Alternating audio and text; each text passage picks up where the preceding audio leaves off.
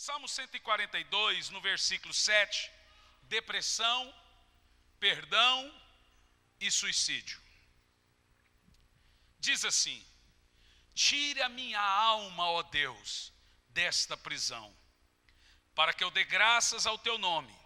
Então justos me rodearão por causa da tua bondade para comigo. Senhor Jesus, fale conosco, fale com a sua igreja, fale com o seu povo, nos ensine, nos instrua, fale à sua igreja, à sua noiva amada.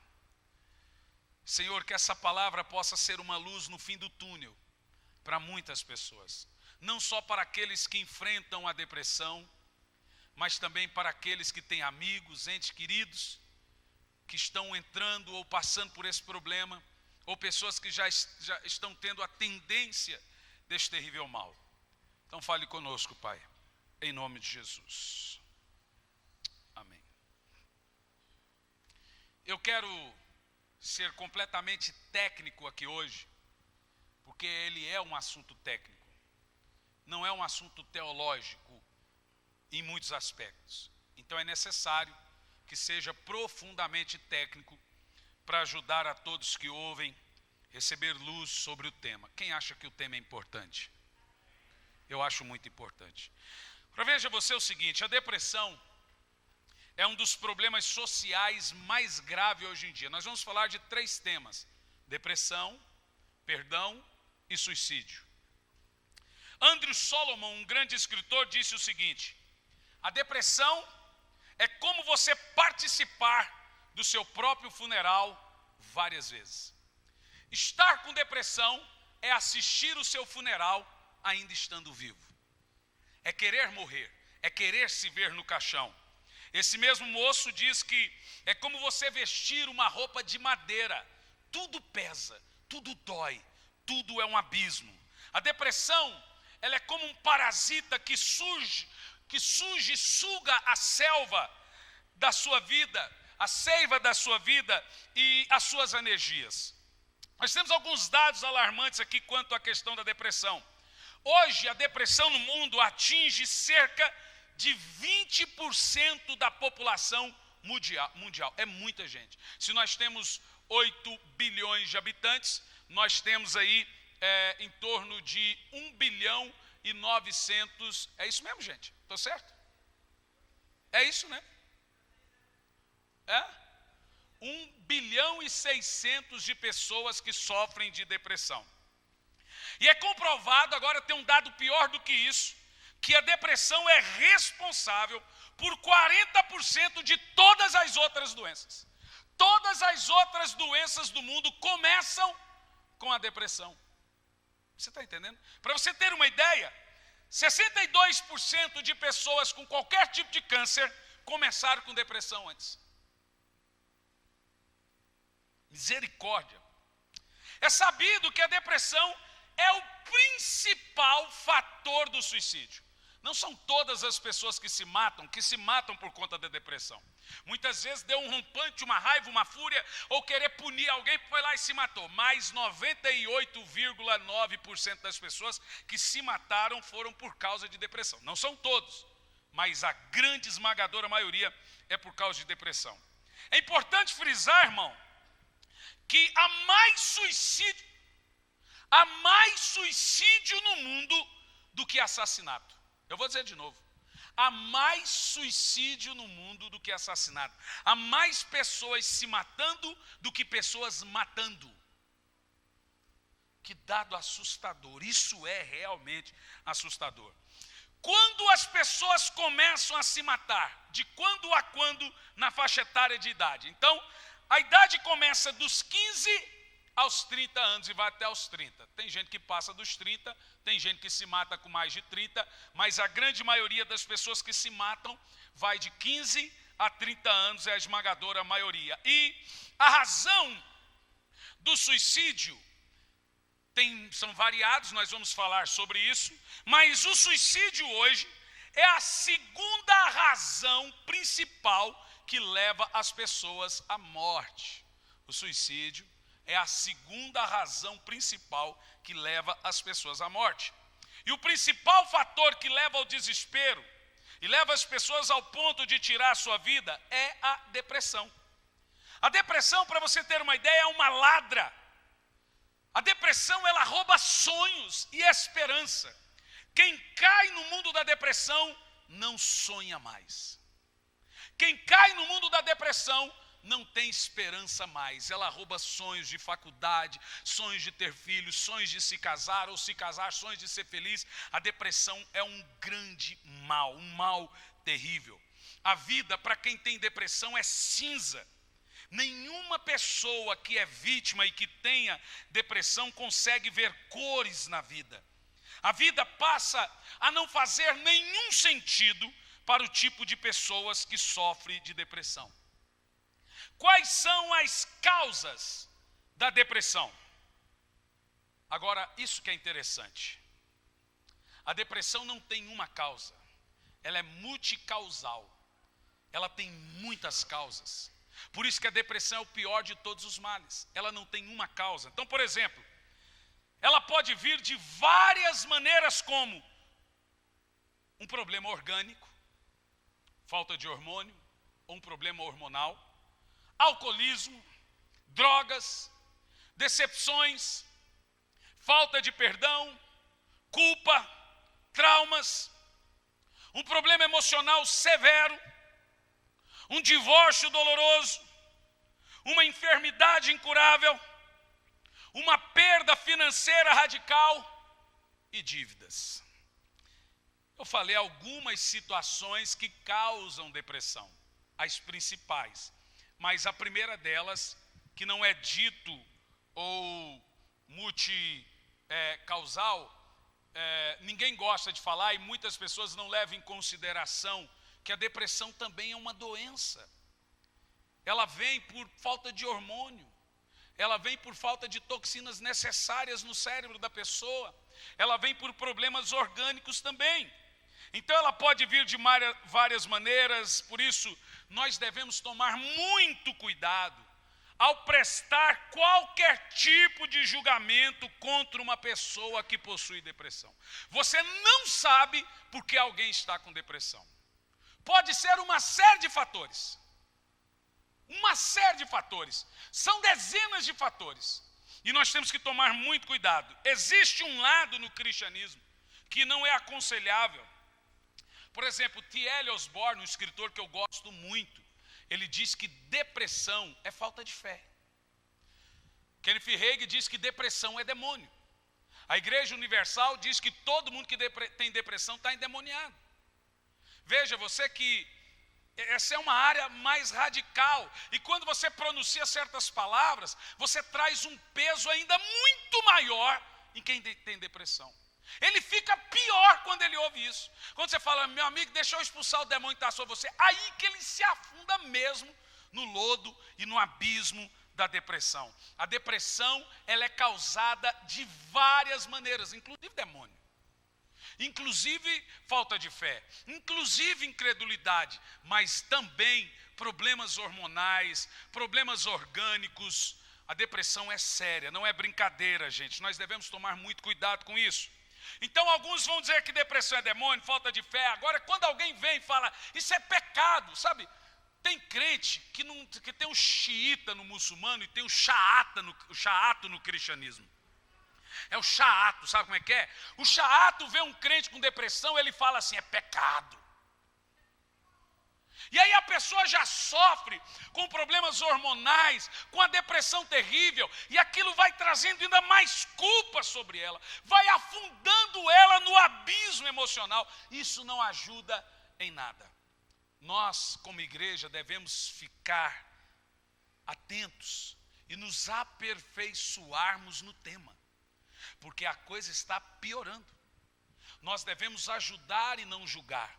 Nós devemos promover cura e não mais doença. Devemos chorar com aqueles que choram, já disse a Bíblia. Sorrir com os que sorrir. Mas há tempo de chorar com as pessoas. Há tempo de sorrir com elas. No caso da depressão, é momento de você chorar com as pessoas. mesmo que seja demônio, mesmo que seja culpa, mesmo que seja qualquer coisa, depressão precisa de apoio, nunca de julgamento, nunca de julgamento, precisa de apoio.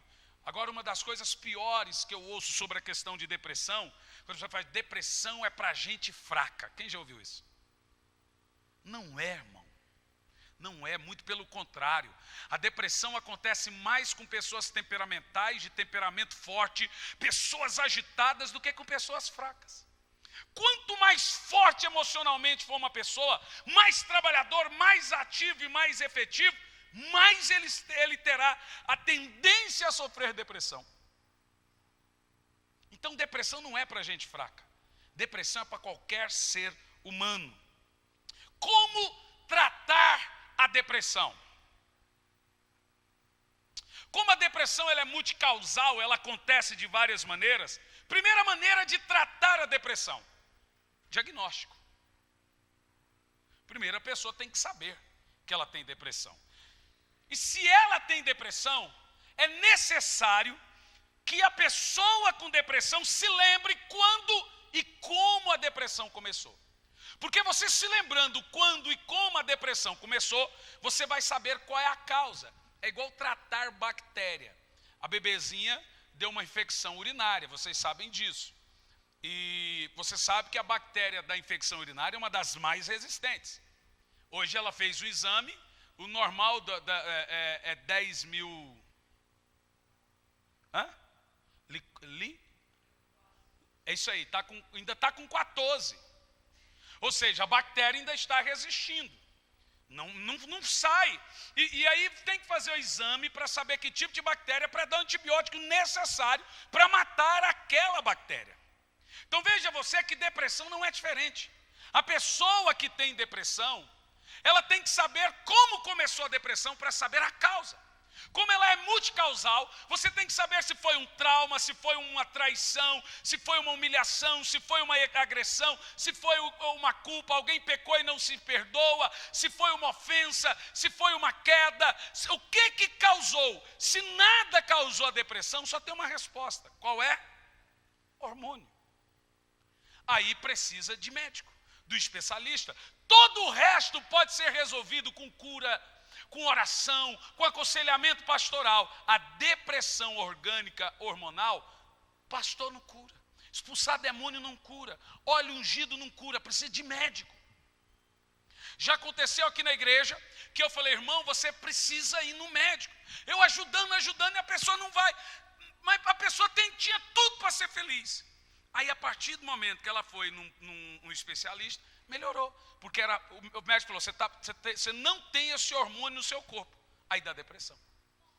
Então, você precisa se lembrar quando a depressão começou. 30 anos atrás, 20 anos atrás, 15 anos atrás. E por que ela veio? Pastor, de repente. Então, se ela veio de repente, então ela não foi causada por um trauma, ela não foi causada por um acidente, ela não foi causada por uma palavra de ofensa, por uma traição, por um divórcio, por uma dívida, por um desemprego traumático. Ela foi causada por uma falta de hormônio no organismo da pessoa. Esse é o primeiro passo, um diagnóstico para saber o que causou a depressão.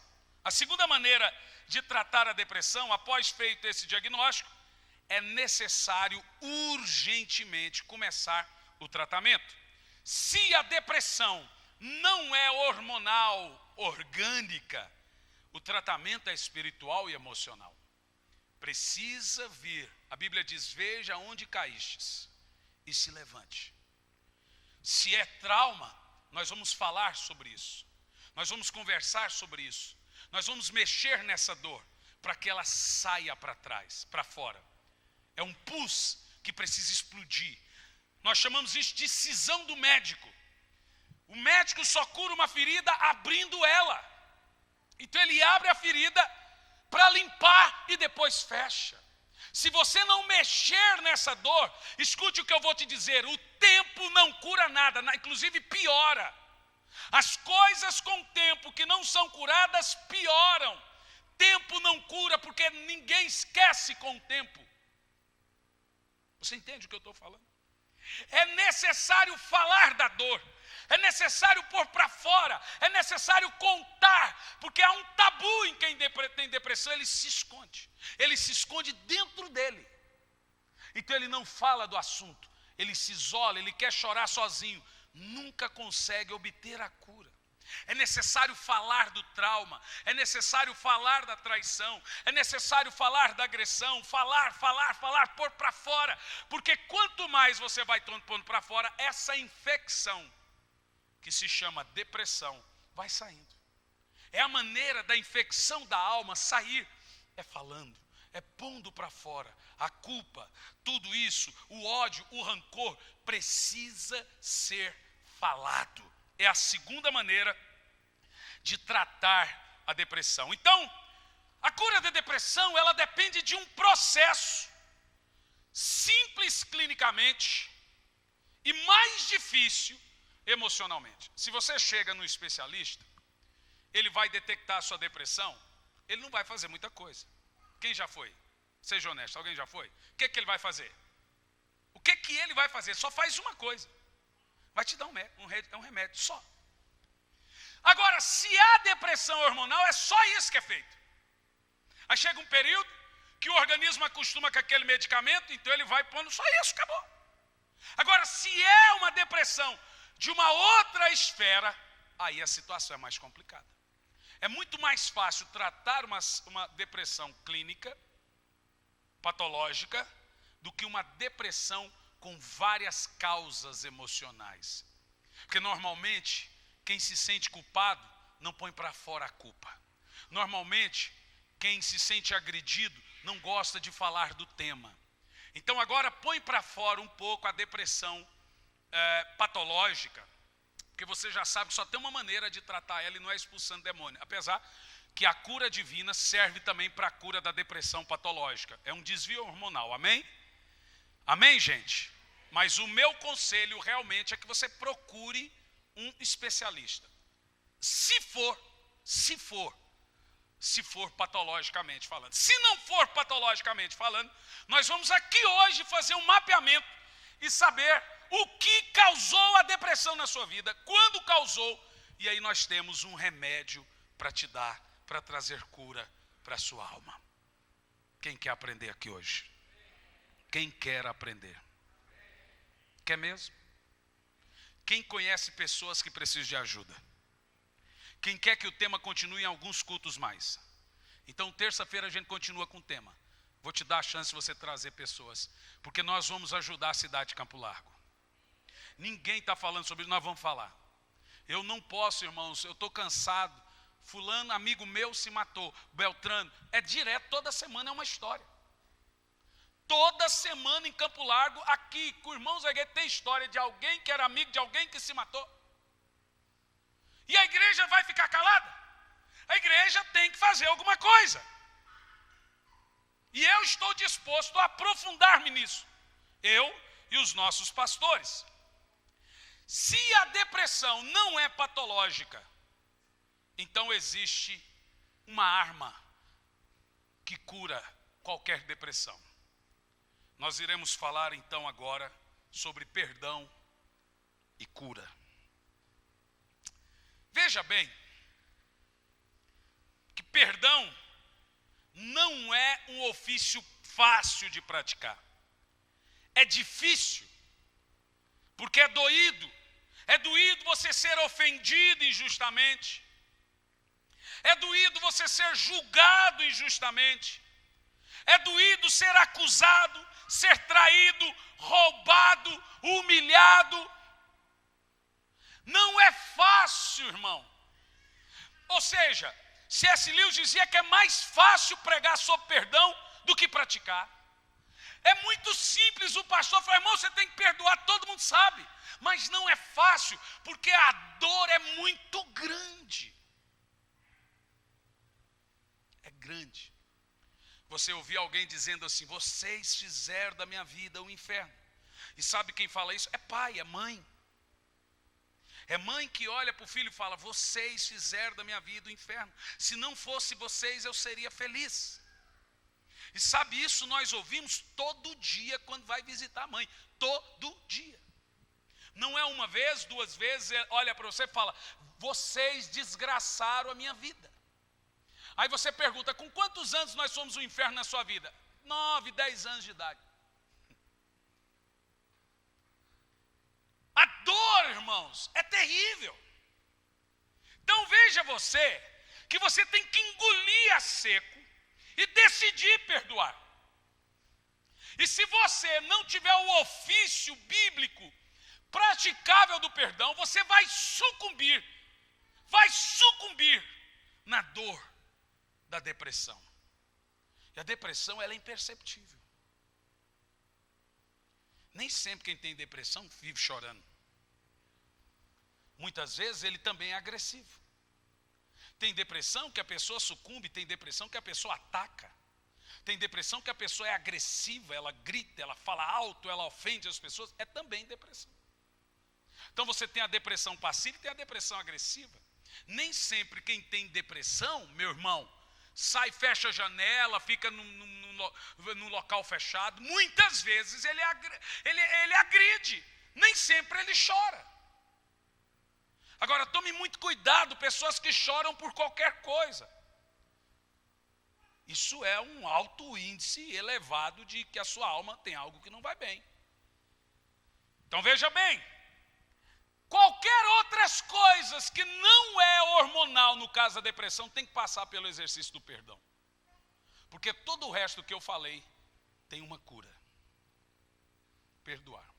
Ou perdoar alguém, ou se perdoar por algo que fez. Ambas as situações são necessárias. Essas coisas como frustração, veja, você quer ver uma coisa que traz mais depressão na pessoa? É frustrar a expectativa de alguém. A pessoa olha para alguém, ela tem uma expectativa e de repente aquilo rui, aquilo sucumbe, isso arrebenta com qualquer um. Isso destrui sonhos. É a mulher que se casa esperando ser feliz e de repente o camarada é um demônio encarnado. No namoro era uma pessoa, no casamento é outra. Isso acaba com uma pessoa completamente. Normalmente os casamentos que começam na depressão começam na lua de mel. É quando a mulher percebe que o camarada não era aquela Brastemp. Eu estou falando em todos os sentidos. Pode parecer engraçado, mas não é não. Pode parecer, mas não é. E aí agora ela vai se frustrando com cada... ou vice-versa. Ambos vice-versa. E agora ela vai se frustrando com cada atitude daquele camarada que agora se revela ser outra pessoa, ou com aquela mulher que se revela ser outra pessoa. O nome disso é frustração. Portanto, sem o exercício do perdão, é impossível obter cura de qualquer tipo de depressão. Veja bem o que eu vou falar. Quem não consegue perdoar, adoece. Não tem saúde emocional. Pior, não tem comunhão com Deus. Vive em uma prisão existencial. E o pior de tudo, vive a vida do outro, menos a sua. Por que nós devemos perdoar? Jesus disse que quem não perdoa não pode nem orar. Eu vou dizer de novo. Quem não perdoa não pode levantar as mãos aos céus. Nenhuma oração feita, ou qualquer oração feita com um coração sem perdão, nunca será atendida. Eis o motivo porque muitas orações de boa parte dos crentes não são atendidas. Agora veja, quando nós falamos de perdão, não é só você falar, não tenho nada contra ninguém. Você ter contra você também é falta de perdão. Porque tem gente que não tem nada contra ninguém, ele não consegue se perdoar. Também é falta de... Tem o mesmo princípio bíblico. É o mesmo princípio bíblico. Jesus disse que se você não perdoa, você não pode sequer orar. Agora a Bíblia também diz que é necessário perdoar para você também ser perdoado. Por que você tem que perdoar? Para a sua própria cura emocional, para o seu bem. Por que você tem que perdoar? para a sua cura física. A falta de perdão traz múltiplas doenças físicas. Uma delas, osteoporose, artrite, qualquer tipo de problema nos ossos e a pior delas, câncer. Você está pronto para viver sessões intermináveis de quimioterapia? Eu não estou. Você está pronto para cair o cabelo? E se Deus quiser o câncer ser algo benigno, e você passar 5 anos sendo tratado, e depois fazer um PET scan depois de 5 anos, para saber se foi curado, você está pronto para toda essa situação? Se você não estiver pronto, eu te dou um conselho: perdoa. Se você não perdoar, se prepare, porque mais cedo ou mais tarde, um câncer aparece dentro de você. Irmão, a coisa é tão séria, que 70% dos casos de câncer é por rancor, mágoa e ferida na alma. Isso não sou eu que estou falando. Isso é um dado da saúde mesmo.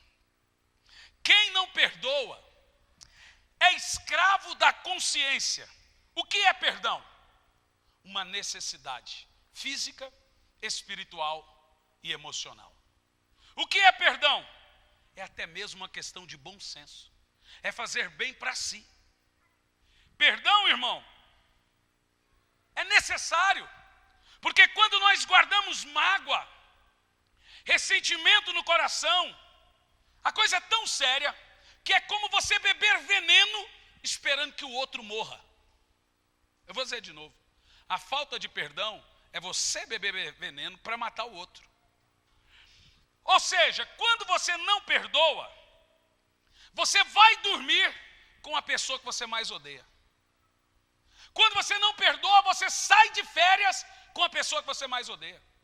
Quando você não perdoa, você chega em casa cansado, esgotado, toma banho com a pessoa que você mais odeia. Ela te vê pelado, tomando banho, jantando, saindo de férias. A pessoa que você mais odeia vive a sua vida e você não vive ela.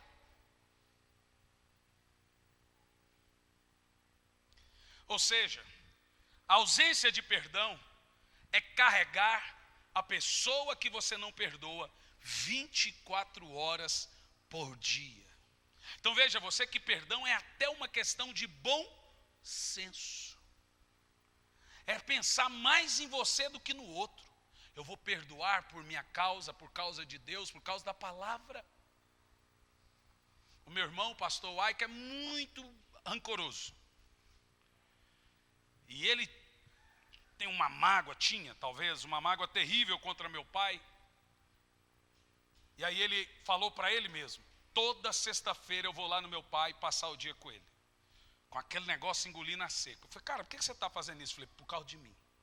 Eu tenho 2 filhos. É por minha causa que eu faço isso. É por minha causa que eu olho para ele. É por minha causa que eu falo com ele. É por minha causa que eu dou um beijo e peço bênção para ele. Meu irmão, quem está morrendo é você. E a pessoa que você tem rancor, que você tem mágoa, está vivendo a vida dela. E você não está vivendo a sua.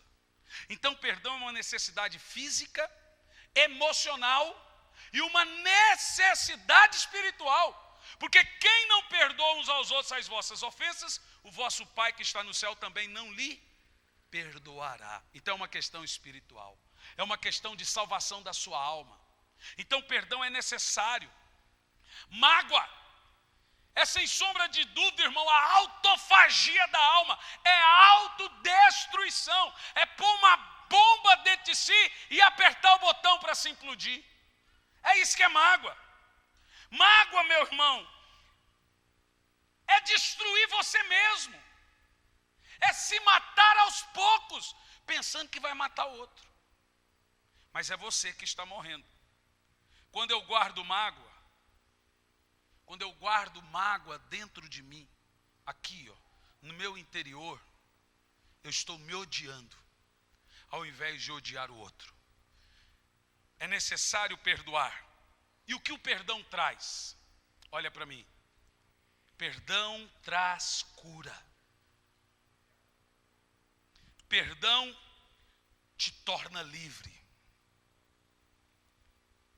Olha o que Isaac disse para Esaú: quando perdoares o teu irmão, ficarás livre.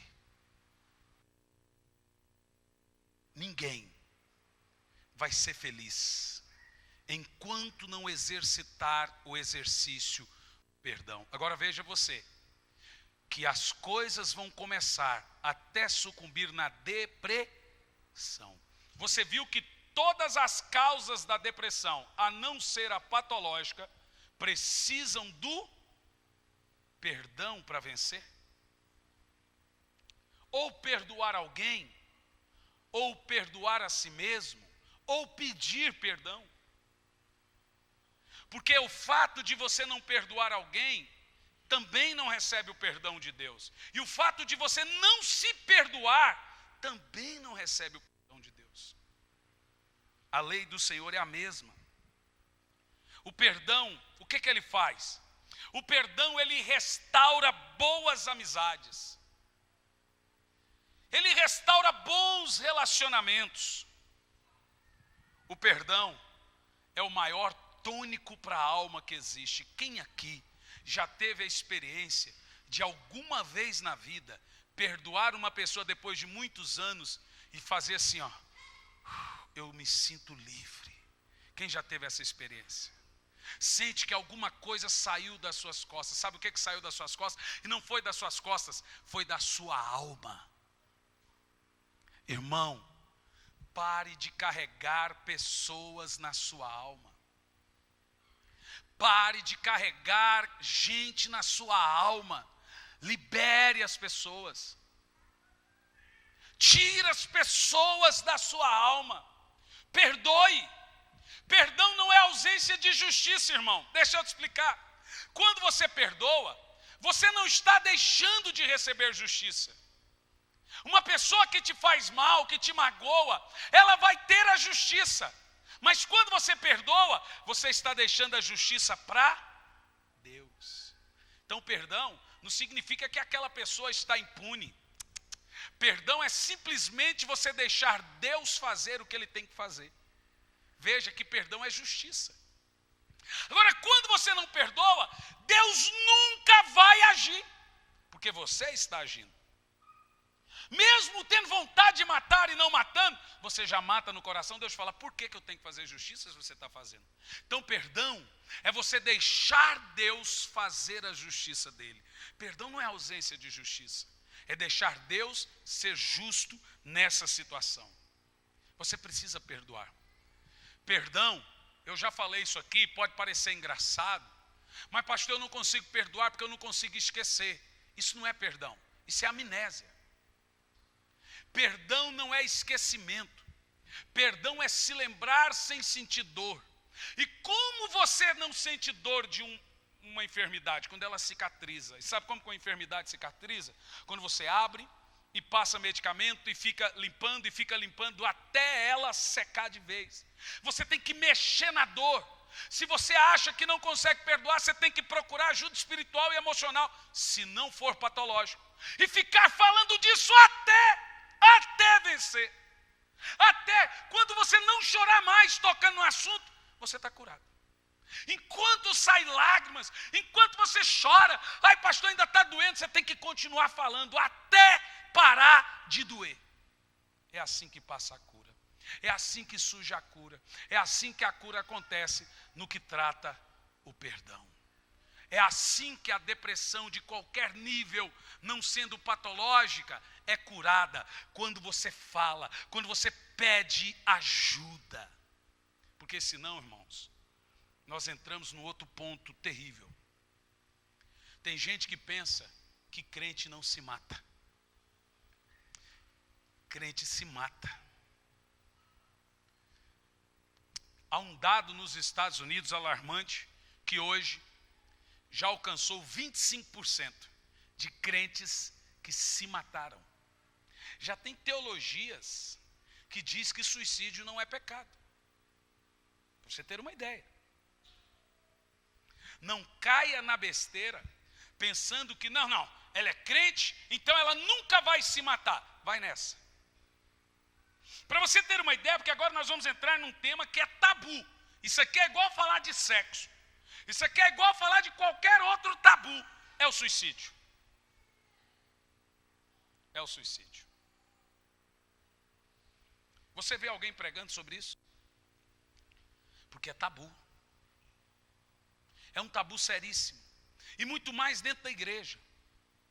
Porque é o seguinte, olha bem o que eu vou falar. Cerca de 50% das pessoas já pensaram em suicídio como alternativa para resolver os seus problemas. Eu não vou perguntar aqui para constranger, para não constranger.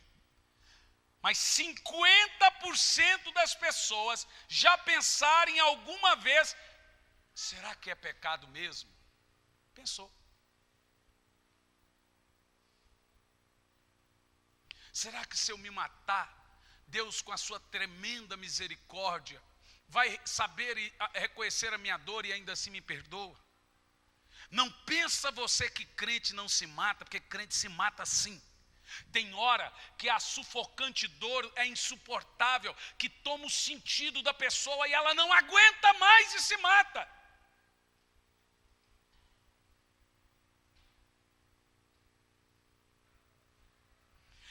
Esse é um assunto tão sério, que virou problema de saúde pública. A coisa é tão séria, gente, que o assunto hoje, o suicídio, é um dos assuntos mais graves hoje do mundo.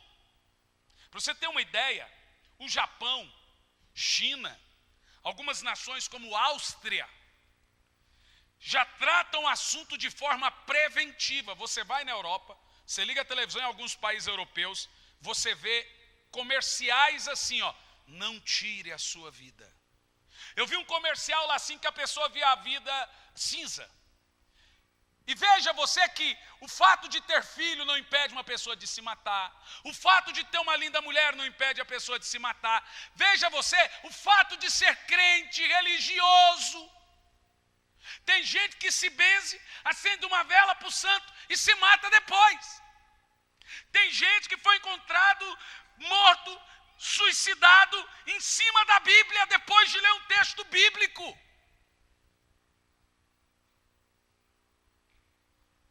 E sabe o que nós falamos? Covarde. Eu também acho. Mas quando você fala isso, você atinge a família, porque o outro já morreu.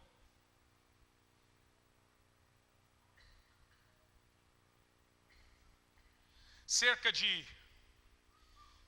mais de 98% das pessoas se matam por causa da depressão. Alguns por causa de dívida, de 15 a 30 anos, por causa de namoradinho, um monte de besteira. Tem gente que se mata por besteira, mas boa parte se mata porque não aguenta mais o enforcamento da dor, da noite da alma. Há um momento, irmão, que a alma vira escura. Talvez há pessoas aqui nessa noite que estão passando a noite da sua alma. Que a sua alma está escura. Talvez há pessoas aqui que não aguentam mais esse sufoco da depressão. Elas olham e veem as pessoas felizes e elas também queriam.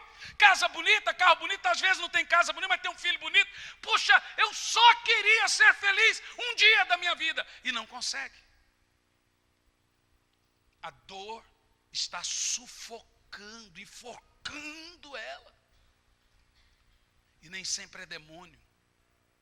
Nem sempre é pecado. Muitas vezes é dor mesmo. É difícil você ser traído, irmão. É difícil você ser humilhado, ser julgado, alguém falar de você uma coisa que você não fez. Não é fácil. Não é fácil você estar num patamar financeiro e cair de uma vez e agora dever tudo. Eu já devi 500 mil reais, R$500 mil. Eu sei o que é isso. Eu sei o que é as pessoas não entenderem que esse é um momento que você que precisa de ajuda. Que é você que precisa, eu estou aqui para te apoiar. E aí nesse momento, além de você sofrer com a pressão dos credores te ligando, você sofre com aqueles que não entendem que você está sofrendo. Quem já passou por essa experiência alguma vez? Seja honesto. As pessoas pensam que você é mau. E na realidade você está sofrendo. Você perde tudo e pior. E agora deve, e agora o juro vai aumentando. E todo dia que você chega lá, vira uma bola de neve. E quando você fala 200 mil, 300 mil, 500 mil, o cara entra em pânico. E eu vou te dizer, você pode ter um filho lindo, uma mulher linda. Quando o credor liga e fala, vou te matar, não tem lindeza no mundo que resolve. Veja você que o suicídio, ele acontece. Ele é real. Tem gente que tem suas convicções espirituais. Então ele pode sofrer, pode murmurar, mas se matar não. Mas tem gente que se mata. Isso precisa ser tratado. E nós como cristãos precisamos entender que cada vez mais pessoas estão se matando. E o que nós vamos fazer? Honestamente, quem aqui já perdeu algum amigo, algum conhecido, algum parente, amigo, conhecido, parente, para o suicídio? Levanta a mão, bem alto, bem alto, bem alto, bem alto, eu quero ver. A maioria, eu estou assustado, 90% da igreja já perdeu alguém para o suicídio aqui em Campo Largo. Agora, se você pergunta isso lá na Europa, o susto é maior. Lá no Japão virou assunto de prevenção, igual da AIDS, de droga. Assim como vai na televisão e fala do cigarro, prevenção de não se engravidar, é o assunto do suicídio no Japão, em alguns países da Europa. Não se mate, a vida é bela. Aí passa uma coisa bonita. Saia de casa hoje, todo dia na televisão, saia de casa, abra a janela. Prevenção. Procure alguém que você ama, passe o dia conversando. Saia de casa. Tire essa música melancólica, coisas que passam na televisão ajudando as pessoas a não se matarem. Gente, a dor da alma sufoca as pessoas. Nem sempre uma pessoa se mata por covardia. Muitas vezes ela está tão sufocada que ela pensa que vai ajudar os outros ela se matando. Ela pensa que ela não vai dar mais problema se matando.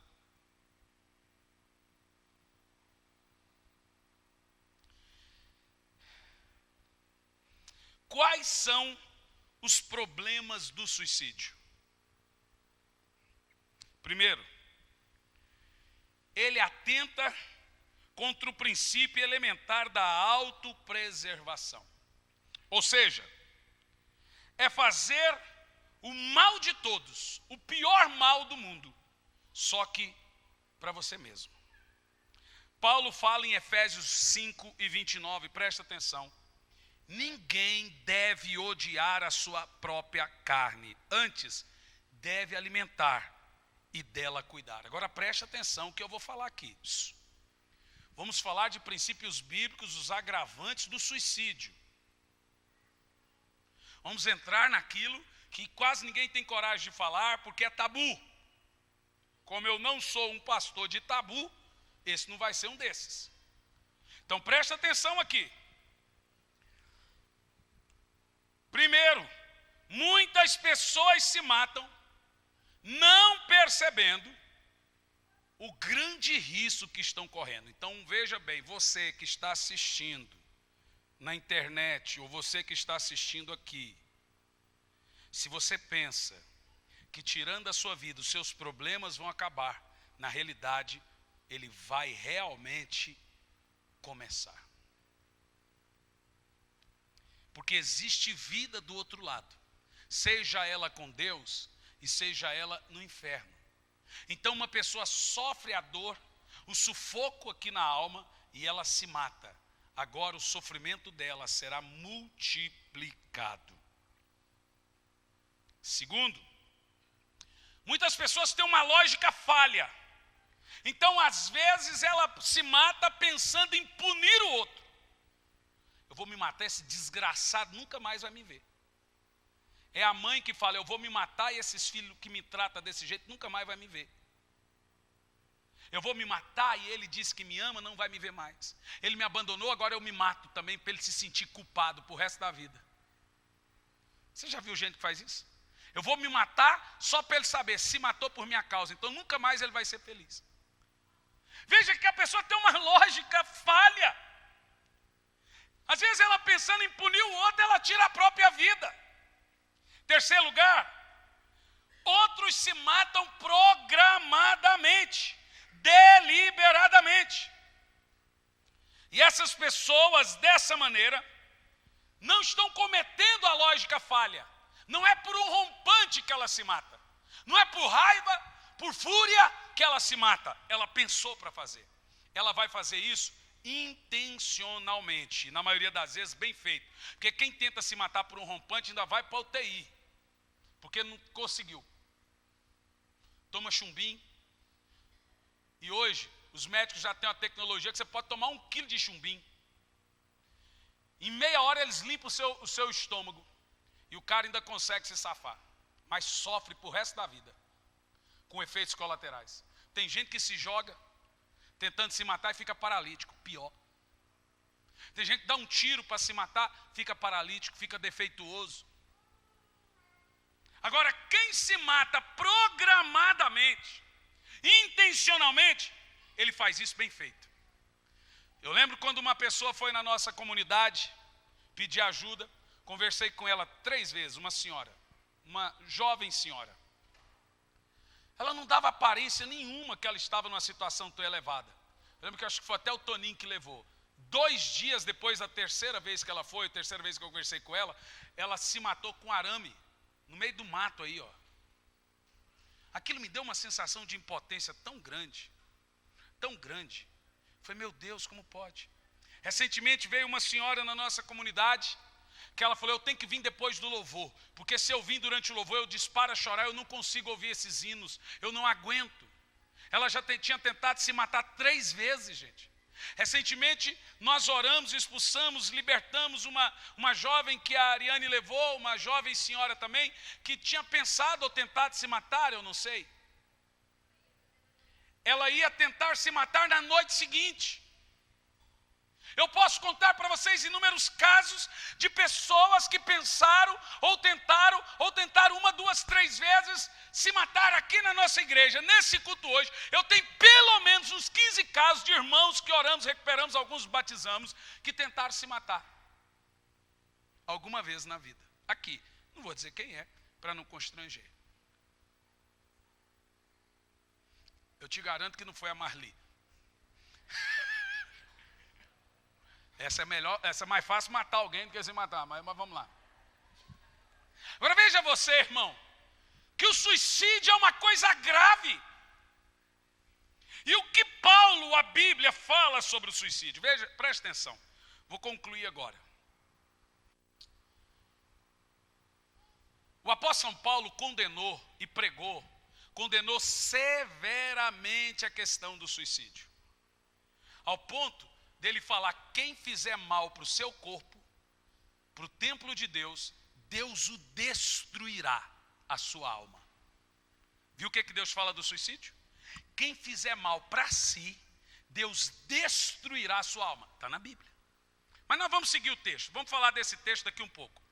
Na época de Paulo, a questão do suicídio era meio que comum. Então escute bem. Os gregos eram até aconselhados, os pensadores, eles aconselhavam as pessoas que o suicídio era a maneira mais nobre de sair da vida. Platão dizia que é nobre o homem tirar sua própria vida. Já Roma, quando alguém se matava, eles cortavam a mão e sepultavam a pessoa de um lado e a mão do outro, para dizer que aquela pessoa era covarde. Quando chega o período da Igreja Católica, não se enterrava uma pessoa que se matou em nenhum terreno religioso cristão. Até hoje, você sabe disso. Até hoje.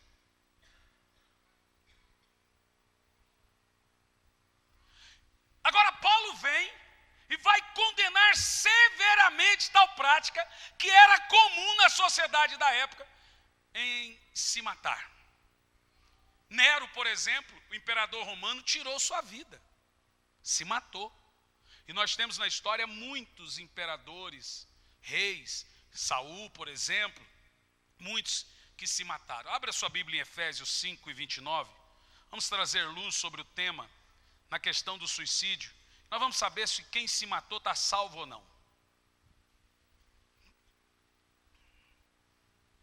Por que é tabu, gente? Porque tem que ter coragem para falar que quem se matou é salvo ou não. Efésios 5, verso 29.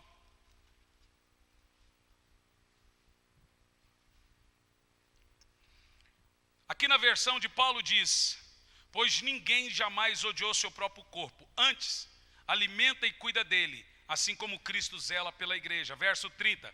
Por quê? Pois somos membros do seu corpo. Por este motivo, o homem deixará pai e mãe e se unirá à sua esposa, e os dois se tornarão uma só carne. Este é um mistério grandioso. Refiro-me, contudo, à união entre Cristo e a igreja. Paulo deixa claro que aqui ele não está falando de casamento. É a união de Jesus com o meu corpo. Portanto, cada um deve amar o seu esposo como a si mesmo, e a esposa trate o marido com todo o respeito. Bom, Paulo deixa claro, irmãos, que nós devemos amar-nos antes de amar as outras pessoas. E assim cuidar do seu corpo. Tratar bem dele. Pelo motivo simples, ele é de Deus. Paulo deixa claro que eu devo cuidar desse corpo. Por quê? Em primeiro lugar, eu vivo para Deus e não para mim. Segundo lugar, o nosso corpo é morada, santuário do Espírito. Então você tem que cuidar do corpo. Terceiro lugar, Paulo diz que quem fizer mal ao seu corpo, Deus destruirá a sua alma. Quarto lugar, a Bíblia diz, o grande apóstolo, que nós devemos glorificar a Deus em nosso corpo, ao invés de destruí-lo. Um motivo simples, porque suicídio é um pecado grave. Suicídio é também homicídio. E a Bíblia diz que os homicidas vão para onde? Para onde? Para o inferno. Agora veja, um cara que mata alguém, uma pessoa que mata alguém e se arrepende, ele é salvo? Por que é salvo? Claro, obviamente. Por que o suicida não é salvo? Porque ele não encontra arrependimento. Quem se mata não se arrepende de ter se matado. Ele vai para o outro lado como um assassino. Como que um assassino vai entrar no céu? Não, mas ele tirou a própria vida. A sua vida não é sua vida. A sua vida pertence a Deus. Você está fazendo mal ao corpo que é templo do Espírito. Então veja bem, é doído o que eu vou falar, mas é verdadeiro. É doído, mas é real. Tem que ter coragem, porque dói em quem viu alguém. Como 90% aqui tem história, o seu pastor tem que falar a verdade para você. Todo mundo sabe, mas não tem coragem de falar. Quem se mata não é salvo. Eu vou dizer de novo. Quem se mata será condenado ao inferno. Portanto, não vale a pena tirar a sua vida. Esse é o ponto técnico e teológico da questão do suicídio. Mas não é assim que nós cristãos tratamos o suicídio. Porque você não, inclusive, não trata suicídio, você prevene suicídio. Tratar suicídio é dessa maneira. Como devemos prevenir o suicídio? Vou te dizer como. Dessa maneira. Abra sua Bíblia em Atos dos Apóstolos. Como devemos trazer prevenção ao suicídio. Atos 16.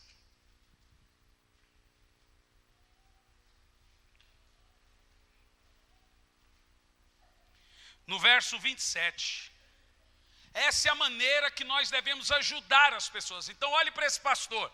Não tente ajudar alguém com depressão, que está querendo se matar, dizendo, você vai para o inferno. É tudo que ele quer ouvir. Eu falo, eu estou me rasgando para isso. Ele já está com a dor terrível na alma.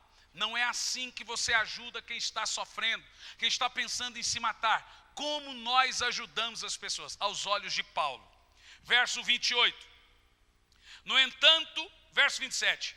O carcereiro despertou do sono e, vendo abertas as portas do cárcere, desembanhou sua espada a fim de se matar, pois ele concluíra que os presos todos haviam escapado. Veja que era uma cultura comum.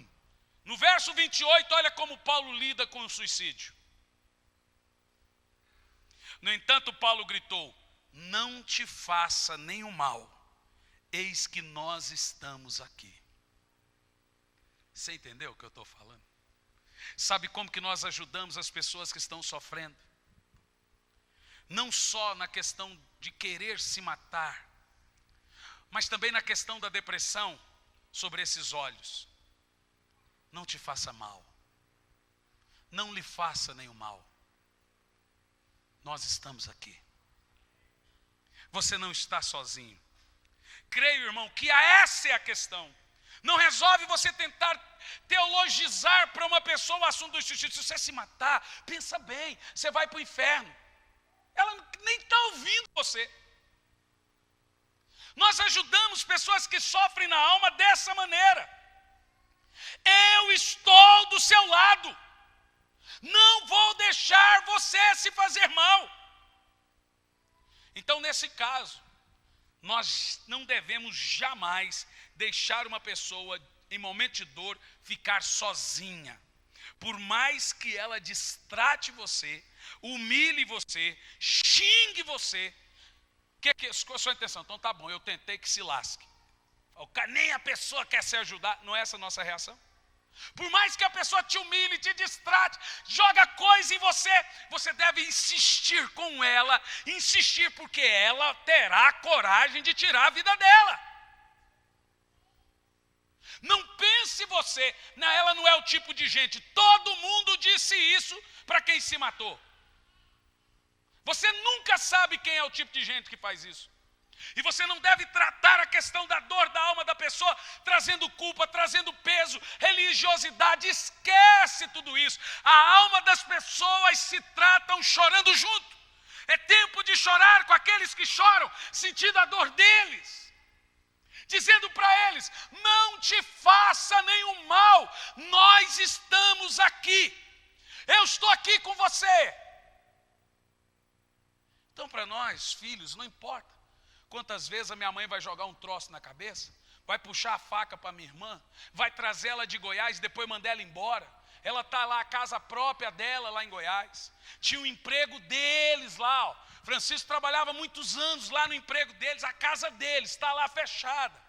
Minha mãe trouxe de Goiás e depois mandou embora. Puxou faca, agrediu. Agora estou aqui em Campo Largo.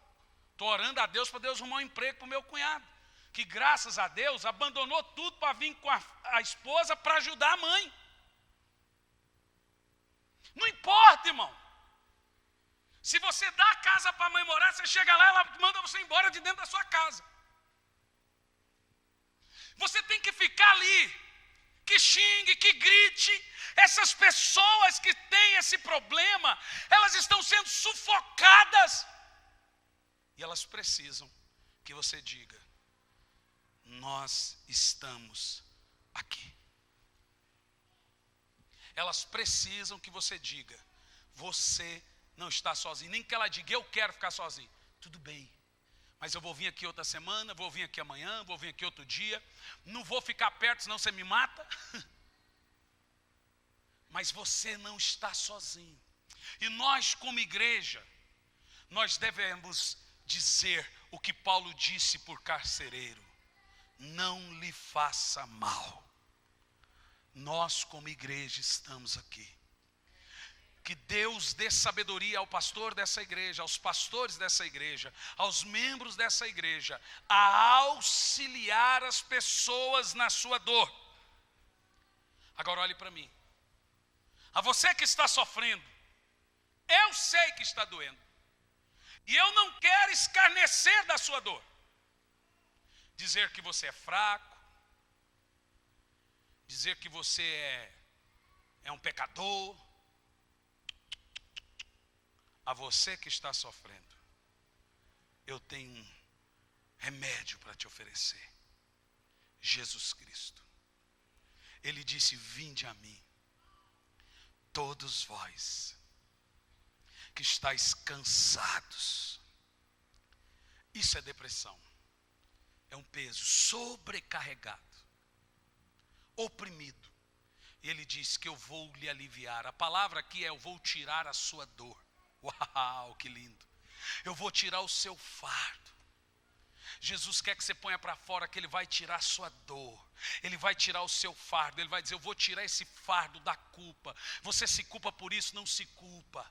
Eu já te perdoei. Eu vou tirar essa dor. Jesus Cristo está aqui hoje para tirar o seu fardo, tirar o seu peso. Talvez você não vai conseguir vencer a depressão hoje, amanhã, daqui a um mês. Mas você vai vencer. Sabe por quê? Porque nós estamos aqui. Você que está me assistindo, que ainda hoje puxou um vídeo no YouTube, pensando: eu vou me matar, mas eu vou ver o que esses pastores falam. Eu vou te dizer uma coisa: eu não estou aonde você está, mas eu posso te dizer uma coisa: não lhe faça mal. Jesus está aí. Jesus está sentado do seu lado. Não precisa dar cabo da sua vida. Lá no dia de amanhã, daqui a alguns dias, você vai dizer: eu pensei, mas eu senti a presença de Jesus. Ele falou comigo, Ele curou a minha alma. Eu posso lhe garantir que se você que me assiste dobrar o seu joelho agora, orar com coração sincero: Jesus, eu não estou aguentando, eu quero me matar, Jesus está doendo, o Senhor pode me ajudar. A Bíblia diz que o Espírito Santo foi nos enviado para nos ajudar em nossa fraqueza. Não importa quem você matou, quem você feriu, se você não consegue perdoar, não se mate, porque haverá tempo.